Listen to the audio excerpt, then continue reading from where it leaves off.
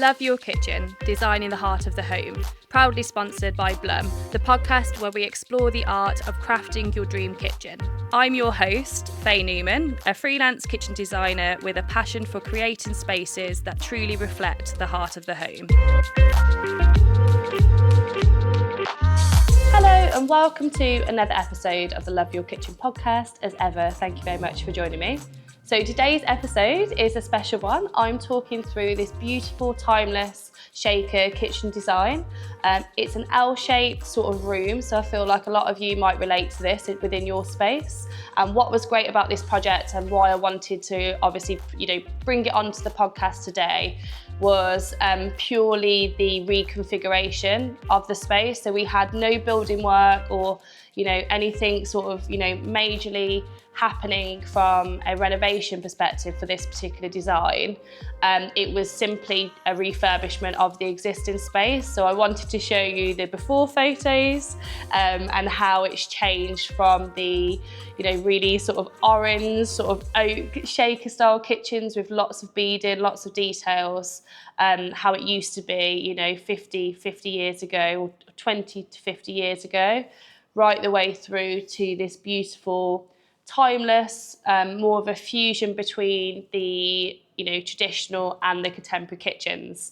So just to give you sort of a background of the clients before I then go into the design. These clients, so they're based in Birmingham. They used to be a really busy household, so they used to have their children at home.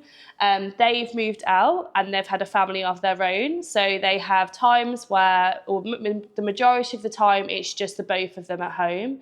However, they do have times where they've got the whole family over, and it can be quite a I say congested space, but that's awful to say, but it can be it's a well-used room and space. So we needed to make sure that it suited them for when it's just the two of them, and then also when all of the family are over as well. So just to give you a few sort of points on what the configuration was like prior. So the hob was on the shortest length, and then by the sink they've got a beautiful wide window, so it's quite a long sort of rectangular shaped kitchen. They've had their sink in front of the window, and they've got lots of worktop space everywhere. They didn't have sort of their oven sort of within a tower or anything. They had it underneath where the hob is. I believe the hob was gas as well, so we've decided to make a change there. And then they had a American fridge freezer on sort of the opposite where the sink side is, because there wasn't enough room sort of anywhere else to configure a fridge freezer space. To the left of the window there was room for wall cabinetry, and then also there was wall cabinets above where the hob section is as well. So I'd say it was quite a traditional style kitchen, but also quite a traditionally designed kitchen as well, where it was basically, lots of worktop space everywhere. So that was really nice and open. But they just had sort of the wall cabinets and then the freestanding American fridge freezer. And the utility is also adjoining the kitchen, which is great. It's quite a tight space, so we needed to make sure that there was room to include their existing, freestanding washing machine, freestanding tumble dryer, and then sort of, extra storage, that sort of thing. So now I'll talk you through how we've configured that differently within the new design. So whenever I start on a new sort of kitchen design project with any client, I always ask, the fundamentals, why they wanted to change the space, what are they hoping to get out of their new kitchen, like what are the sort of the number one or goal of the space. It might be a case of, you want to optimize storage. It might be a case of you've got a growing family, so you want to make sure that kitchen grows with you. It might be a case of, you don't want it to date, so you want quite a timeless look. Whatever that major factor is, it's our job as a kitchen designer to really understand why you're making those choices, why we're why we're reconfiguring that space and what are the elements that we really need to bring to the table within the design. So for this particular client, we were also looking at the appliance specification, and we wanted to change having the American fridge freezer where it was the opposite side. We wanted to try and incorporate the ovens so they were lifted up. And then also, if we could, which I'm so happy we managed to include, it was to sort of have a larder or a dresser section where it could be like a breakfast dresser, for instance, where you can just hide everything that's originally on the side, hide that away, and just make it all look a bit sort of cleaner and sleek. Because as you've seen from the previous photos, sort of if you are watching, there is a lot of, a lot of elements and small appliances on the side. And sometimes, even if you've got beautiful amounts of space for your, for your worktop and, your prep areas, that sort of thing, it's really making sure that you're refining that space and, trying to alleviate that clutter. So when you walk into that room, you're just feeling good about it. You know exactly where everything is, and everything is more accessible and usable for you. So the way that we started was where to pop the ovens. So naturally, the easiest place to put them would have been underneath the hob, which is what they had previously. But because we wanted to go for a single oven, a combination microwave, and a warming drawer as well, of course, we needed 1200 mil just for the ovens on the sort of adjoining wall to the sink, which we just didn't have, as well as having space to try and put cupboards sort of either side, because it was quite a short run where the hob is. We also, had a conversation about, could we put a tower cabinet on that wall there and then sort of move the hob over slightly. But again, if we moved that hob over slightly, you would be, when you're cooking, you'd be standing up against a cupboard, which isn't the most ideal. I have to do that in my rented accommodation at the moment, just purely because of the size of sort of where the cooking space is. It's not a game changer. It's something that you can do. However, it's nicer from, a prep perspective, from a visual element, just giving yourself some more sort of space either side of where that sort of oven section is. Above here, we wanted to keep lots of storage with different wall cabinets, but what this particular client liked was to not see the extractor fan. They didn't want to sort of make a feature out of it, and also from a cleaning perspective, they didn't want to just see sort of a thick layer of dust, for instance, if they haven't sort of wiped it over for a couple of weeks or whatnot. So they wanted everything to be nice and sleek, really considered. So that's why we made it sort of integrated within as well.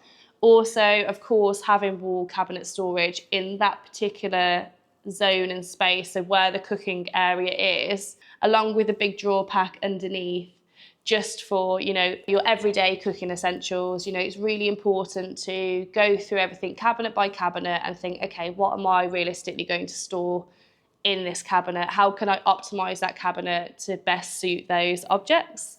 So for instance, we were looking at, for the big drawers underneath where the hob is, we were looking at doing those as high sides, so the Legra box drawers from Blum, which I always advocate, purely because they're graphite as well, which I think just works really well in a more modern kitchen design or a sort of timeless fusion like this.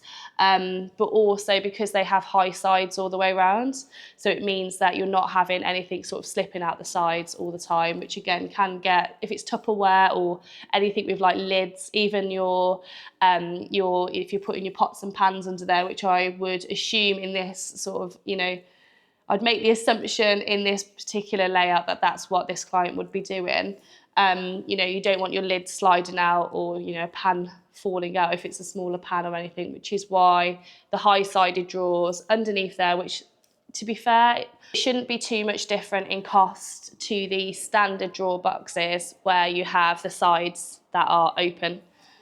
So yeah, that's just something to look at from there. And then what we also managed to do was fit cabinets either side, from a base perspective, so it just worked really well from there. It meant as well that we could have a corner cabinet leading into the corner, which we did actually on the sink run, and then managed to put sort of two smaller base cabinets either side of where the drawers are, and then mirror and line those up with the, what's going on above, just to make sure that looks really symmetrical and lovely from there. We then had the sink run. So not much has changed in terms of the position of where the sink is. You've obviously got a dishwasher and an integrated bin. We've managed to incorporate over on that side. One thing I did say was, just because I had a kettle on the side at the moment, is I would 100% go for a hot tap or like a boiling water tap. I always say to go for cooker, which we've had them on the show. They were on episode 1. So if you want to find out more about sort of the different options and finishes and different functions that are available with cooker, you can head over to the first episode. But the reasons for why I always sort of suggest this, even though it is an uplifting cost from a standard sort of dual lever and then having a kettle, is one, from a functional perspective, it's just really easy to use. You don't have to wait for your kettle to boil. You don't have to think about having anything on the side, plug sockets in a certain area to ensure that you've got your kettle sorted. It just keeps everything nice and clean. Also, as well, it's a way to, personalise the space in a sense of there's lots of different finishes available. So that works well. And in this particular design, we were sticking to sort of the stainless steels, like silver sort of hardware elements everywhere. And also as well, they wanted a Belfast sink in this particular design. That was one of their absolute musts. And they wanted a double Belfast sink with the fluted front, just to again aid the timeless and more traditional element of this style. But with that comes two obviously big bowls to think about. So when you're, if you're washing up something quite mucky in one of the bowls, you want to make sure that you can have like a flexible hose that comes out from the tap and spray all of those corners, just to make sure that you're able to clean that really quickly. So the Quicker Flex Tap enables you to do that. So it has the flexible hose that comes out, which doesn't look like I always think sometimes the really commercial looking taps with all the spray taps can look really like they belong in a commercial kitchen as opposed to in a retail home. So what's great about that is it's a concealed sort of hose within the Quicker Tap, again, which is great for those big places or those big sinks. Also, then you have your standard hot and cold, and then you have your option for obviously your boiling water. Something to note with Quicker as well, it's the only tap out there still, I believe, that can boil to 100 degrees before it comes out the tap, which is why you get a little bit of that spluttering. They also add, I believe, like air particles within that sort of the water flow from a safety perspective as well, just so it's not just boiling water coming straight out. So there's different elements and things to look into. So if you're sort of umming and ahhing and you're like, I have heard about these hot taps, but I love my kettle, so I'm not sure. As I mentioned, head over to episode 1 just to get more clarity on, the different options available. As I said, the finishes, but also just to look at the benefits. So, it will be the sustainability element of it, a cost saving element. So even though it's more of an investment initially, you'll get that back from an energy perspective, throughout the years and time that you use the products. So there's lots to learn and lots of new innovations coming within the space. So if you listen to episode 1 with the MD, which is Stephen, he's got a wealth of knowledge, of course, about those taps. I'd definitely give that a listen if it's something that you're, thinking of using within your kitchen design. So another sort of section that we looked at on the sink wall was the breakfast station and then the drawer pack underneath. So to start with the drawer pack, what we wanted to do is incorporate another big space to, add accessible storage. So this could be any sort of small appliances that you don't want out on the side, or just something, those elements that you want to access, really easily. Drawers are always a great way of, a great feature and a great way of doing that within your kitchen. Yes, they do cost more than, say, if you were to go for a standard hinge cupboard, but again, it's all about making sure that each cupboard is optimised to its fullest, rather than having lots of cupboards sort of everywhere. And in these particular drawers here, we decided to keep it to visually from the outside, just having the two big drawers, and then in the top drawer, having a hidden sort of cutlery drawer in the same Lego box sort of, material to the other drawer boxes. This was purely just because we felt when you look at the bifold doors, you've got 4 doors going across for the breakfast station, above for the dresser. Underneath, if you then had 3 horizontal drawer fronts going across, it might look a bit cluttered. So that's why we decided to go for the 2 horizontal drawer fronts, and then kept the bifold element from a functional aspect for the dresser. But again, so it's still the same sort of capacity and usability to the drawer pack underneath where the hob is. But the reason we didn't do a 2 drawer here was because this particular client didn't want to open a drawer to then open a hidden drawer to get into where their cutlery is. They wanted to keep it as 3, which is, personal preference and absolutely fine as well. So let's talk about the breakfast dresser now, which is a very exciting part of this design. And I remember when I walked into this space, when we were talking, they were like, oh, I'd love a breakfast dresser, but we just can't fill it in. I don't know where it'll go. I can't see how it will be relevant sort of for what we're after. But now that we've figured the space and found a place to put sort of the oven, so we're not having to think of having to add the oven towers to the left of where the window is, because originally that's what they were sort of thinking, to add a fridge freezer and then an oven tower. The function just wouldn't work at all, because you'll be walking across the whole kitchen to get to where your hob is, or your fridge and that sort of thing. And we wanted to keep it nice and open and just have a space for dedicated storage there. And it just allows that sort of almost just sort of, I think originally in the existing kitchen, it was just a space where it was just a worked up space and a few cupboards. Like, it actually incorporating the breakfast station gives that more of a zone and gives that space more of a purpose. So yeah, it was super exciting, and we decided to go for what's called a bifold dresser, which is when you've got the four smaller doors vertically going down, and then you open them from the middle, just purely from a usability perspective. If you're wanting to use and add plug sockets at the back of your dresser for like your toaster, any sort of like coffee machine, that sort of thing, you've got to think, if you've got 2 larger doors at say 500mm or 600mm width, that's, so 600mm is probably around sort of that sort of width, maybe bigger. You've got to think about that being left open while you're trying to use the space, so you're quite confined within the inside of that cabinet while you're trying to use it, which is why we went for bifolds. It just means that they can just be pushed out to the side, left open, still used. So say if they're need a teaspoon, as I mentioned, for their coffee or whatever, and say the teaspoons are underneath where the hob is, they might also have some in sort of the cutlery drawer under, in the drawer pack that we mentioned. But for argument's sake, if you needed to go, around the doors and go to the other side of the kitchen, it just allows, allows you not to have to keep shutting those doors, and it just makes it a little bit more, it's just easier to use. And I think this is it. I think everybody now, regardless of what sort of lifestyle you have, regardless of what, stage of your life you're in, we all just need it to be nice and easy. So there's so many amazing things to do. So you don't want to be wasting time opening and closing doors all the time.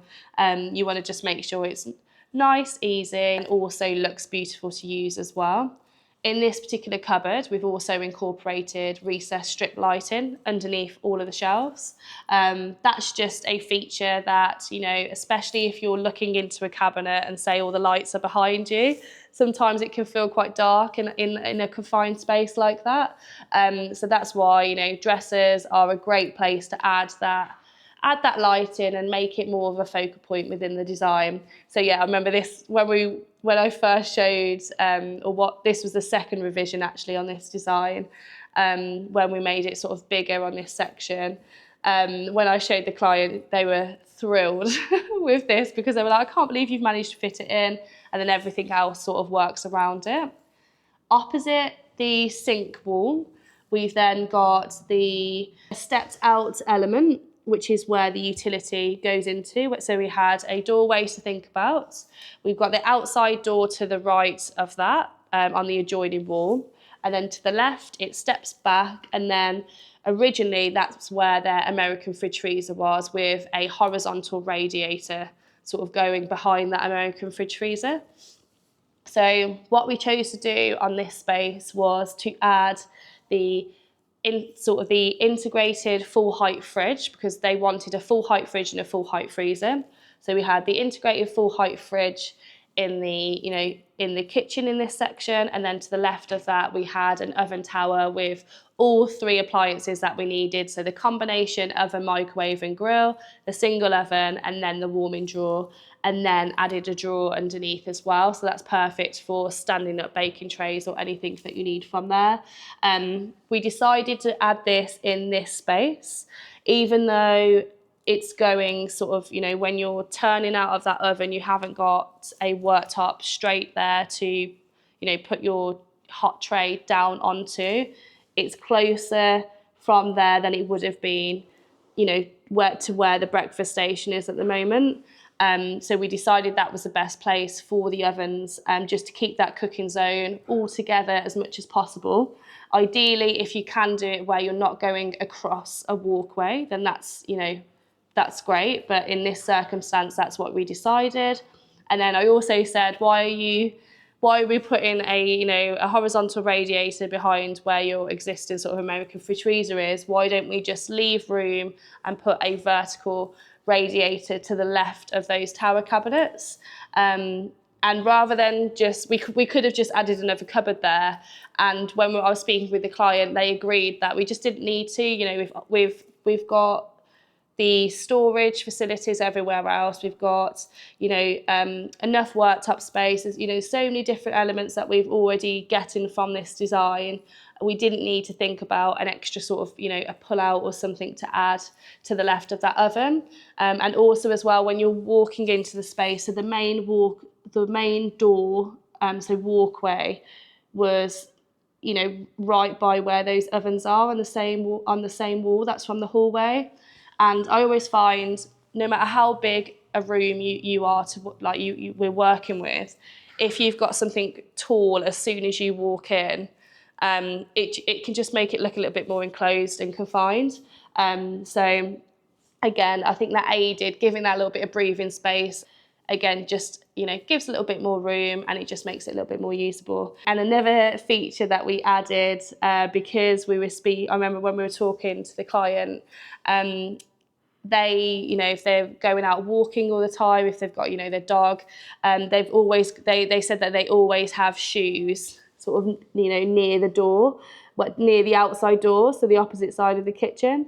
And I just said, why are we not including a little sort of shoe rack on that wall? Because I think we had around 900 mil maybe. And I was like, why don't we just incorporate a little shoe rack? And then I spoke to the particular carpenter that was working on this job with them.